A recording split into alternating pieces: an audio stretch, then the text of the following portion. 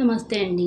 ఈరోజు మనం కమ్మనైన చుక్కకూర టమాటా వేసి పప్పు చేసుకుందామండి. ఇప్పుడు ముందు నేను పావు కేజీ కందిపప్పు కుక్కర్లో వేసి స్టవ్ మీద పెట్టుకున్నానండి. ఇందులో మనం నూనె వేసుకుందాం కొద్దిగా, ఎందుకంటే తొందరగా పప్పు ఉడకడానికండి నూనె. అలాగే కొద్దిగా పసుపు వేసేసుకుందాం, పప్పు సరిపడా అండి పసుపు. చూడండి, పావు కేజీ టమాటాలు అండి కనిపిస్తున్నాయండి, చిన్న ముక్కలు కోసుకున్నాను. 6 పచ్చిమిరపకాయలు ఇవి కూడా వేసేసుకుందాం. ఇందులో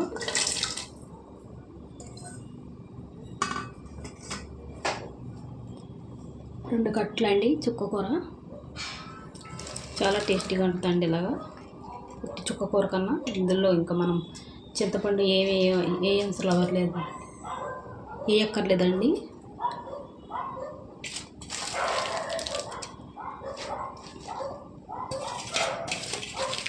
ఎంత వేసుకుందాం.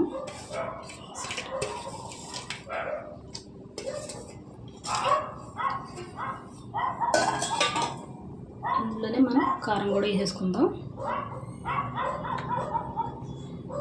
కారం తగినంత అండి. ఎక్కువ తినేవాళ్ళు ఎక్కువ, తక్కువ తినేవాళ్ళు తక్కువ చూసుకొని నేనైతే 4.5 చెంచాలు వేసుకున్నానండి కారం. ఒక్క పొంగు వచ్చిన తర్వాత కుక్కర్ మూత పెట్టుకొని 3-4 విజిల్స్ వేయించుకుందాం.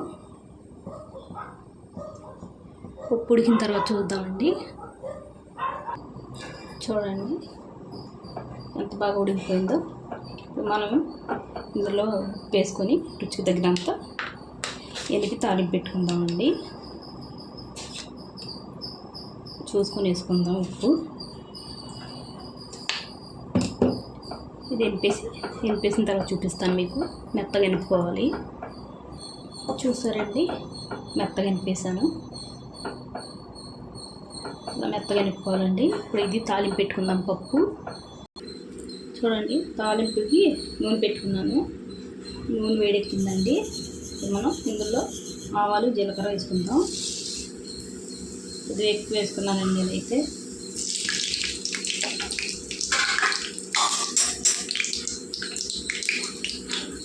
ఎండుమిరపకాయలండి ఒక 4. కొద్దిగా వేసుకోవాలండి ఎండుమిరపకాయలు. వేగితే టేస్టీగా ఉంటాయండి ఎండుమిరపకాయలు. ఇవి కూడా నలిగిపోవచ్చు మన పప్పులో, చాలా టేస్టీగా ఉంటాయి. ఒక 5 వెల్లుల్లిపాయలు అండి, 5-6 వేస్తున్నాను.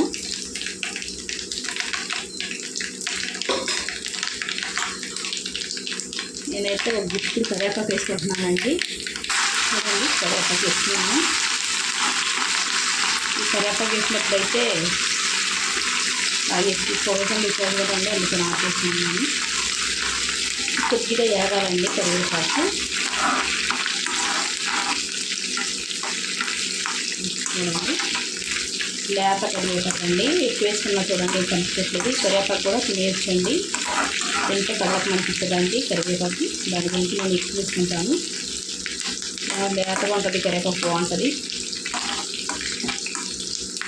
బాగా వేగిన తర్వాత ఇందులో మనం ఇంగువ వేసుకుందామండి. స్టవ్ కట్ చేసుకొని ఒక చెంచాడండి, చిన్న స్పూన్ ఉంటుంది కదండి ఇంగువలు కదండి. కొద్దిగా లక్కలు చేసుకుంటే వేగిపోద్ది ఇంగువ. ఇందులో మనం పప్పు వేసేసుకుందాం. ఇవ్వండి,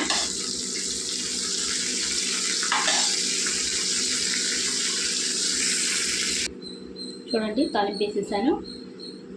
ఎంతో కమ్మనైన చుక్కకూర టమాటా పప్పు రెడీ అయిపోయిందండి. ఇంతేనండి వీడియో. నచ్చితే లైక్, షేర్, సబ్స్క్రైబ్ చేసుకోండి.